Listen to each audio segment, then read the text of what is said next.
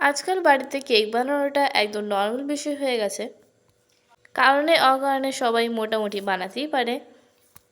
আমি আজ কেক বানালাম, তাই ভাবলাম রেসিপিটা আপনাদের সাথে শেয়ার করি। কারণ আপনারা তো জানেন তোরসার রেসিপি মানে ইজি রেসিপি। তো যাই হোক, অনেকদিন পর নিয়ে এলাম একটা স্পঞ্জি কেকের রেসিপি। তো কিভাবে এই স্পঞ্জি জেব্রা কেকটা বানালাম চলুন দেখে নিই। তো চলে এসেছি তোরসার কিচেনে। Hello friends, welcome back to my channel Cook with Baby Torsha and it's me Torsha. Video শুরু করার আগে আপনাদের কাছে অনুরোধ রইল, প্লিজ প্লিজ প্লিজ আমার চ্যানেলটাকে সাবস্ক্রাইব করবেন আর ফটাফট একটা লাইক দিয়ে পুরো ভিডিওটা দেখবেন। প্রথমে উপকরণগুলো দেখে নিই। এখানে নিয়েছি 1 কাপ আটা, 1 কাপ ময়দা, আর আমি চায়ের কাপে মেপে নিয়েছি যাতে আপনাদের বুঝতে সুবিধা হয়।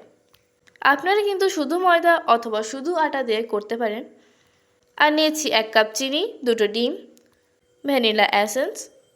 এখানে নিয়েছি 10 টাকা দামের একটা কফি, আর আছে বেকিং পাউডার, বেকিং সোডা আর 1 চুটকি লবণ।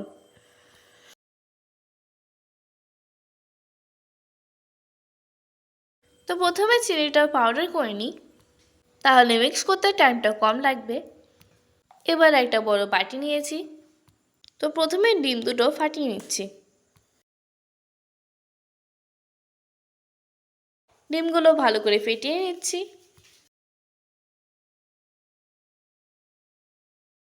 ওই 1 মিনিট মতো ফেটালেই হবে।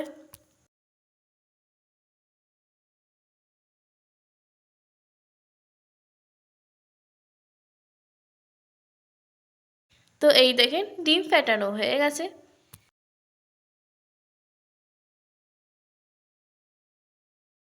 ওই যে চিনিটা পাউডার করে রেখেছিলাম, এখন ওটা মিক্স করে দিচ্ছি। মিষ্টিটা আপনারা আপনাদের পছন্দ মতো দেবেন।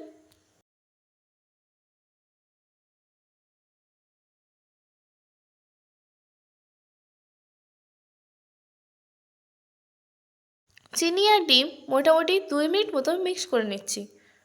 এখনও পর্যন্ত যারা আমার চ্যানেলটা সাবস্ক্রাইব করেননি, প্লিজ সাবস্ক্রাইব করে নেবেন। আর যারা ফেসবুক থেকে দেখছেন তারা আমার পেজটাকে ফলো করবেন। যারা অলরেডি করে রেখেছেন তাদেরকে অনেক অনেক ধন্যবাদ। পড়াশোনার চাপে এখন রেগুলার ভিডিও দিতে পারি না, কিন্তু আমার ইচ্ছে করে আমি যেগুলো বানাই সেগুলো আপনাদের সাথে শেয়ার করি। এই দেখেন কত স্মুথ মিক্সচার তৈরি হয়ে গেছে।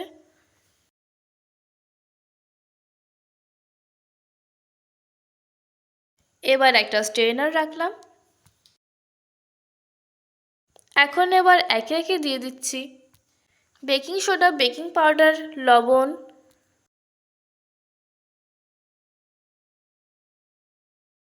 ময়দা, আটা।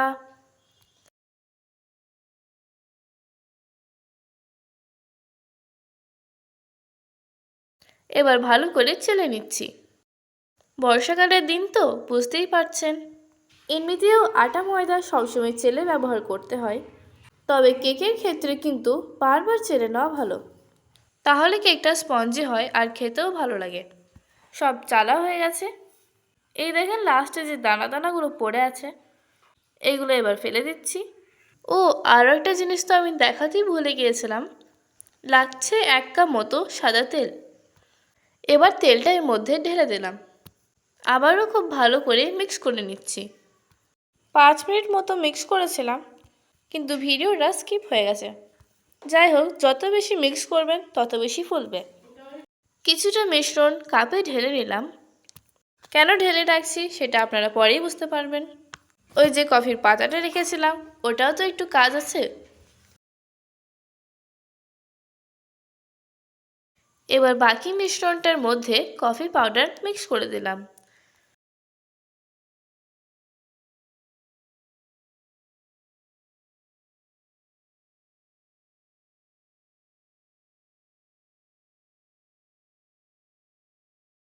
কফিটা দেওয়ার পর খুব ভালো করে মিক্স করে নিচ্ছি।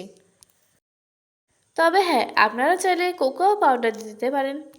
আমার কাছে ছিল না, তাই আমি কফি দিয়েই কাজ চালিয়ে নিলাম। অবশ্য কফি দিলে কিন্তু মন্দ হয় না। যাই হোক, দেখেন স্মুথ ব্যাটার তৈরি হয়ে গেছে। এবার চলুন অন্য প্রসেসে যাই। তো আমার 2 রকম ব্যাটার রেডি। এখানে একটা প্লেট নিয়েছি। আপনাদের কেক মোল্ড থাকলে মোল্ড ব্যবহার করতে পারেন। এবার এটা ভালো করে ঘি ব্রাশ করে নিলাম।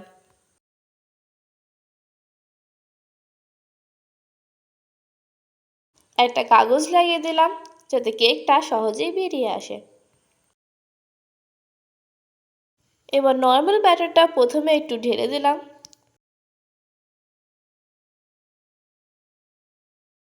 একটু ট্যাপ করে দিলাম। এবার কফি ব্যাটারটা ঢেলে দিলাম। তো এইভাবে বারবার করে যাব, একবার এটা একবার ওটা। তবে হ্যাঁ, একবারে ভর্তি ভর্তি করে দেবে না কিন্তু, কারণ কেকটা দারুণভাবে ফুলবে, তখন উপচে পড়বে। তো যাই হোক, এভাবে কয়েকবার ঢালা হয়ে গেল। এটা দেখতে ভালো লাগছে তো, না আরও কিছু করব? এবার একটা টুথপিক দিয়ে একটু দাগ কেটে দিলাম। দেখতে সুন্দর লাগছে, তাই না? আমি কিন্তু খুব ভালো আর্টিস্ট নই। আমি এটাও জানি আপনারা আমার থেকে অনেক ভালো জানেন। তবুও আপনাদের কাছে অনুরোধ রইল, আমারটা আপনাদের কেমন লাগলো কমেন্টে অবশ্যই জানাবেন। এদিকে একটা কড়াইকে প্রিহিট করতে দিয়ে দিয়েছিলাম। এখন একটা স্ট্যান্ড বসিয়ে দিলাম। এবার প্লেটটা সাবধানে রেখে দিলাম। গ্যাসের ফ্লেমটা থাকবে একদম লো। আর একটা ভারী ঢাকনা দিয়ে দিলাম। ফিরে আসছি 40 থেকে 45 মিনিট পর। After 45 minutes. তো এই দেখেন কেক একদম রেডি হয়ে গেছে। তবুও একটা স্টিক দিয়ে একবার চেক করে নিই, তাই না?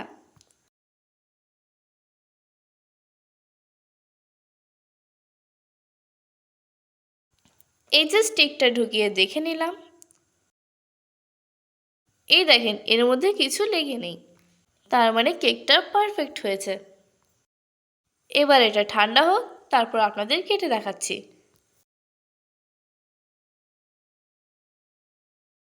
তো কেক ঠান্ডা হয়ে গেছে।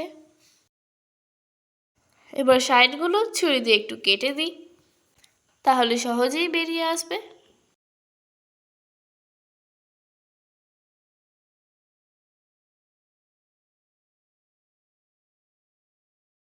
এই দেখেন উল্টে দিলেই সহজে বেরিয়ে এলো।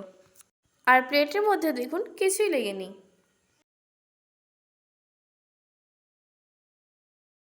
এবার কাগজটা তুলে দিলাম।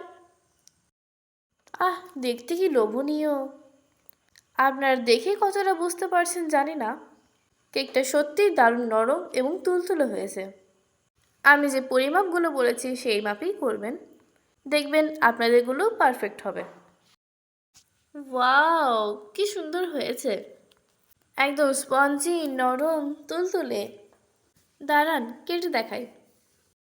আমাদের বাড়ির এক সদস্যের আজ জন্মদিন, তাই এই কেকটা বানালাম।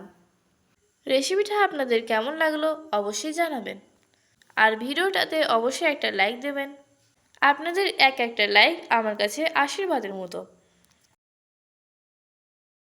বাড়তি যে ব্যাটারটা ছিল সেটা দিয়ে বাটি করে একটা ছোট কেক বানিয়ে নিয়েছি। এটাও দারুণ দেখতে হয়েছে, তাই না? আজ তাহলে এই পর্যন্তই। টাটা, ভালো থাকবেন।